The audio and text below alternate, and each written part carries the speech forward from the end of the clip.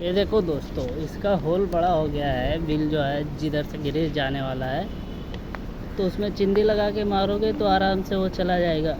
ठीक है, ये देखो आराम से पास हो गया है। देखो अब इसमें जा रहे हैं इसमें जा रहे हैं गिरीश मारने। देखो ठीक है दोस्तों, देखो इसे चिंदी लगा लो, इसे दबा के इसे मारते चले जाओ, पास होते चला जाएगा। ठीक है, देखो पास हो गया है। देखो फेंक रहा है गिरीश, देखो।